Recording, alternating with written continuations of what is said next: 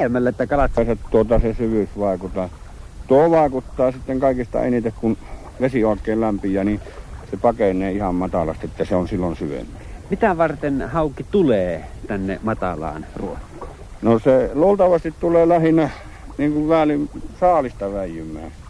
Että se jää sitten sulattelemaan, kun se syö itsensä. Ja se on määrätty lämpötila, missä se viihtyy kaikista parhaiten. Ja sillä se justiin kevätkesällä kaikista parhaiten onkin matalassa, kun justiin se sopiva lämpötila on vedessä. Ja tuosta sopivasta lämpötilasta ilmeisesti johtuu sitten se, että tätä käistelyä pitää harrastaa, jos sitä joku haluaa, niin iltapäivällä. Kyllä näin on. Mikko Hurskainen on asunut täällä Oulujärven rantamilla 45-46 vuotta. Minkä verran tätä käistelyä on harrastettu? Minä en ole harrastanut ollenkaan. Tämä on mulle aivan uutta systeemiä. Olen kyllä kuullut tästä, mutta minulla ei ole ollut kiinnostusta, vaikka tämä on hyvin yksinkertaista hommaa oleva. Pian jotenkin semmoisena ryöstökalastuksena. Millä tavalla ryöstökalastuksena? No vähän niin kuin väkisellä ottamista tuo, että se ei saa vapaaehtoisesti kalaa mennä pyyvykseen, niin minä en sen puoleen oikein, tai onko joku omantunut asia, vaan mikä hänessä on, että mieluummin minusta tunnustaa, että saa kalaa mennä vapaasti kuin että ajamaan. Onko tämä sinun mielestäsi ryöstökalastusta? No ei missään tapauksessa ryöstökalastusta. Kyllä se on sen verran suurintaista hommaa loppujen lopuksi, vaikka luulisi. Ja sitten sitä on niin harvona päivänä vuodesta semmoista ilmaa, että sitä pystyy harrastamaan. Käistelyssä kannattaa pitää kengät jalassa. Itselläni on vanhat tennarit. Kalastusmestari Olavi Nissinen sen sijaan kävelee kumisaappaissa. Niihin tietysti menee vettä, kun vettä on runsaasti. Mutta silloin ei tarvitse välttämättä minkäänlaisia housuja. Nuo kumisaappaan varret suojaavat sen verran kaisloilta. Itselläni on vanhat verryttelyhousut. Tämä on ihan hyvä systeemi.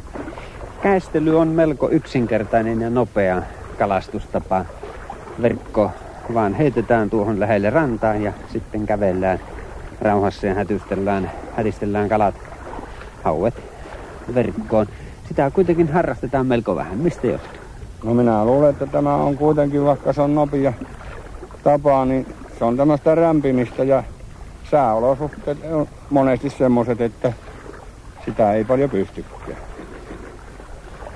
Nyt täällä on ihan mukava kävellä, polskutella, kun ei välitä siitä, että kamppeet tässä tietysti vähän nukraantuvat. No sitä ei auta välittää.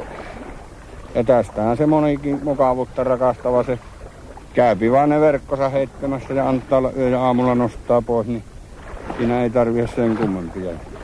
Vieläkö yritetään? Yritetään vielä tuolta Lahden pohjukasta, jos vielä joku haakitaan.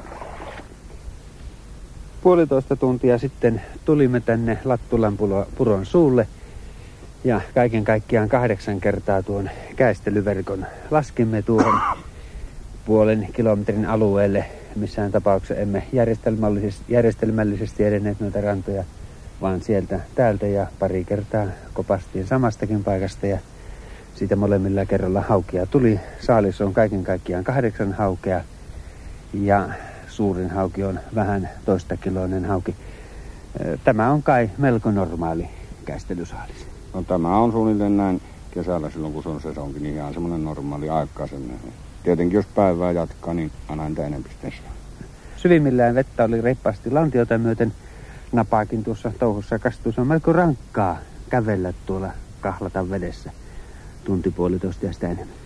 Kyllä se on, ja sitten kun pohjan laatu on useinkin semmoinen ruohikkopohja, niin se on niin ventto se pohja, niin siihen tahtoo upota sitten jalat vielä lisää, vaikka ei vettä niin kovin paljon olisi.